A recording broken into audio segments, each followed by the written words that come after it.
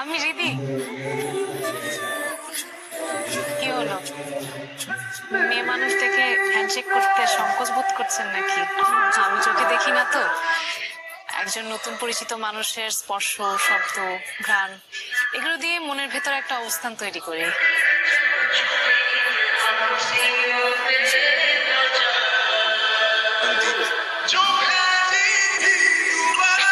একজন অন্ধের জীবনে দ্বীপের মূল্য অনেক। আশা করি আপনি আপনার দ্বীপ জ্বালিয়ে আমার নার্সারির অন্ধকার দূর করবেন।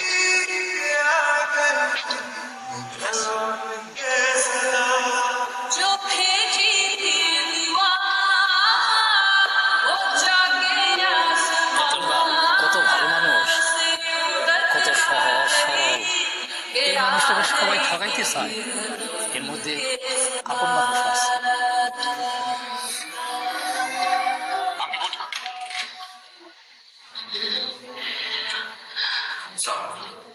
কে তুমি? জি, আমি দীপ, নার্সারি ম্যানেজার। ও, যাও এখন এখান থেকে, আমাদের পার্সোনাল কথা হচ্ছে। জি, দীপ, আপনি যাবেন প্লিজ। আপনি দাঁড়িয়ে থাকুন। ছোট চাচা, আপনি এখান থেকে চলে যান। দিদি বল, বলছি চাচা, হাত ছাড়ুন। সাইন কর। আমি বলছি তুই সাইন কর। ওর অ্যাসেট ওর থাকবে, ওর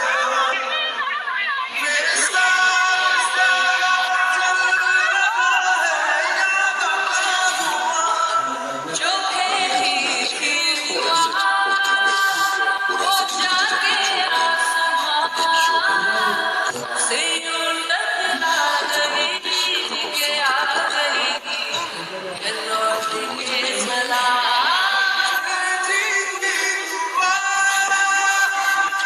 আমি তোমাকে দেখে আপনার চোখে কোনোদিন ভালো হবে না। যা বলেছে আমি আর কখনো চোখে দেখবো না, তো তাকে সে কথাই বলেছে। আমি সেই চাচা, জি, তাহলে আমার ডাউট আছে। আমি যদি আপনাকে খুব ভালো একজন চোখের ডাক্তারের কাছে নিয়ে যাই, যাবেন প্লিজ? আপনার চোখ দুটো ভালো হয়ে যাবে,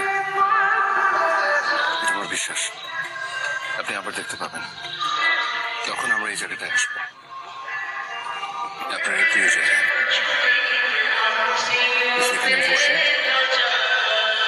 মন দেখবেন।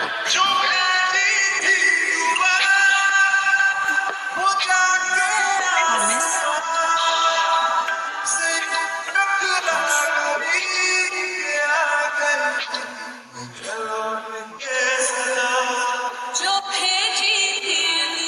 স্যার আপনাকে ভিতরে ডাকছে। আমাকে আমি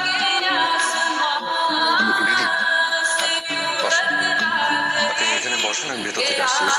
স্টিকটা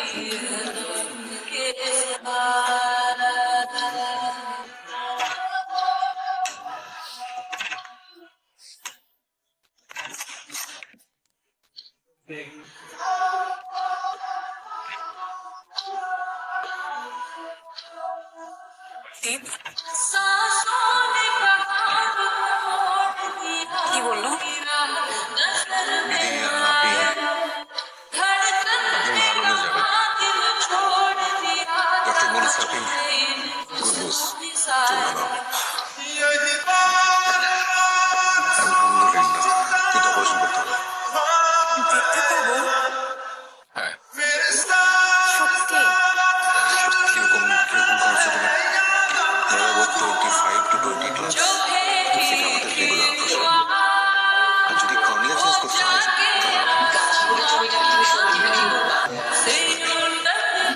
আব্বা অনেক কষ্ট করে সম্পত্তি করে বসে, তুই বিক্রি করবি মানে? আমি শুধু আমার ভাগটা বেঁচে বলবো। তুই বললেই তো হবে না। ভাই, আমার টাকা লাগবে, প্লিজ বোঝার চেষ্টা করুন। আমি এত কিছু বুঝি না, পৈতৃক সম্পত্তি বিক্রি হবে না। আমি বলেছি আমার ভাগটা আমি বিক্রি করবো, বাস। আচ্ছা আচ্ছা ঠিক আছে, মাথা ঠান্ডা করো।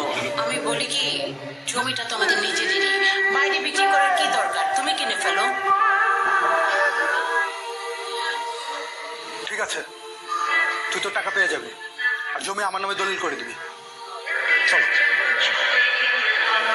কেন আপনি আবার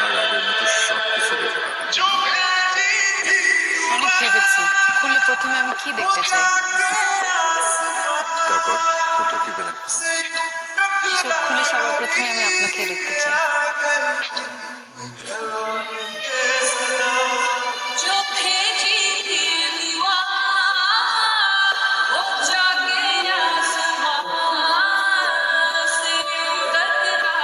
রিদিমামুনি, ডাক্তার সাহেব বললো আজকে নাকি তোমার চোখ খোলা হবে।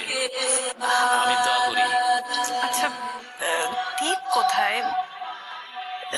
দীপ হয়তো আছে কোথাও। কোথায় গেল? সকাল থেকে কোনো খবর পাচ্ছি না। আচ্ছা ঠিক আছে। আমার অন্ধকার জীবনে আলো হয়ে এসেছে, তারপর সেই অন্ধকারকে চিরতরে বিদায় করে দিচ্ছেন। এমন একজন মানুষ আমার জীবনে এসেছে, আমি তাকে সবার প্রথম দেখতে চাই।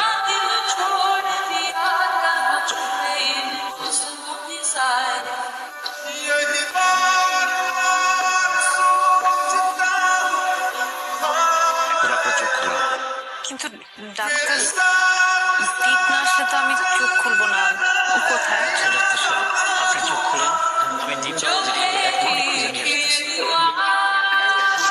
খুব ধীরে ধীরে আমার চোখ খুলবেন, খুব ধীরে ধীরে। না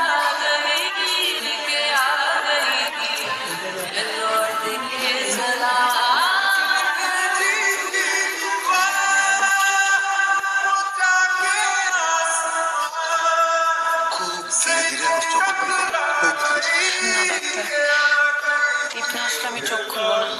দেখুন, আপনার ট্রিটমেন্ট করতে আসছি, ছেলে খেলা না। চোখ খুলুন। না, আমি চোখ খুলবো না। দীপ না আসলে আমি চোখ খুলবো না। কি মুশকিল? রিদিমামুনি, চোখ খোলা, তাকাও। দীপ কোথায়? আমি বলেছিলাম চোখ খুলে আমি সবার আগে দীপকে দেখতে চাই। দীপ বাবা যে আসবে রাত চিঠি দিয়ে গেছে। সে চায় চোখ খুলে তুমি সেই চিঠিটা পড়ো। প্লিজ আমাকে থাকতে দিন, আমাকে চিঠিটা পড়তে দিন। আপনারা এখান থেকে যান প্লিজ।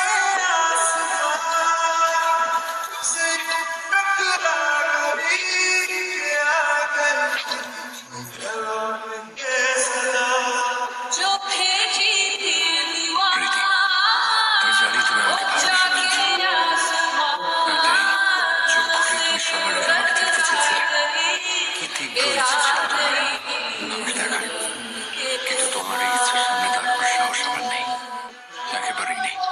কারণ তুমি জানোই না, যাকে তুমি ভালোবেসে ফেলেছো সেই মানুষটি তোমার বাবা মায়ের খুনি। চোখ বুঝলে সেই দুর্বিষহ দিন আমি এখনো দেখতে পাই। আমি ফোনে কথা বলতে বলতে একটা খুনিকের ভুলে ঘটে যায় সেই ভয়ঙ্কর accident।